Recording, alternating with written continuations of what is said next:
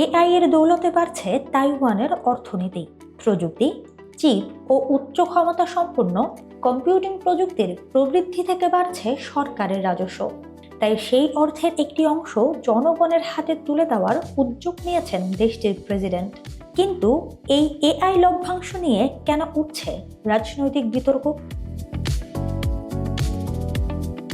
AI, উন্নত chip ও উচ্চ ক্ষমতা সম্পন্ন কম্পিউটিং প্রযুক্তির বৈশ্বিক চাহিদায় শক্তিশালী প্রবৃদ্ধির মধ্য দিয়ে যাচ্ছে তাইওয়ানের অর্থনীতি।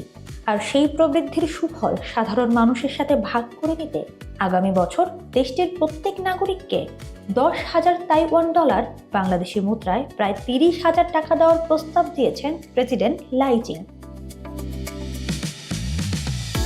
প্রস্তাবিত এই অর্থকে বলা হচ্ছে এআই লভ্যাংশ। তাইওয়ানের সংবাদ মাধ্যম তাইপেই টাইমসের তথ্য মতে সরকারের বাড়তি রাজস্ব থেকে নতুন ঋণ না নিয়ে এই অর্থ দেওয়া সম্ভব হতে পারে।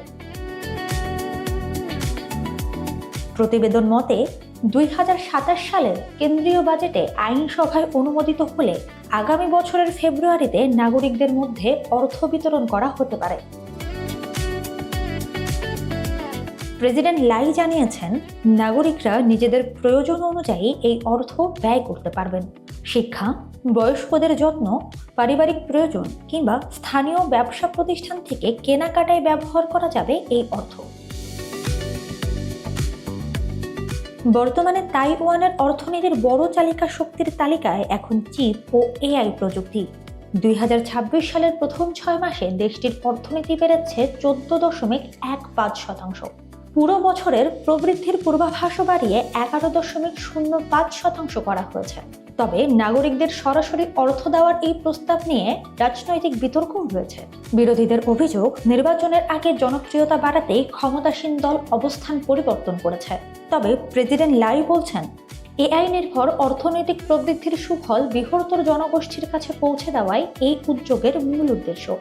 পূর্বাভাস অনুযায়ী প্রবৃদ্ধি হলে প্রায় 4 দশকের মধ্যে এটিই হতে পারে তাইওয়ানের সবচেয়ে শক্তিশালী অর্থনৈতিক সম্প্রসারণ।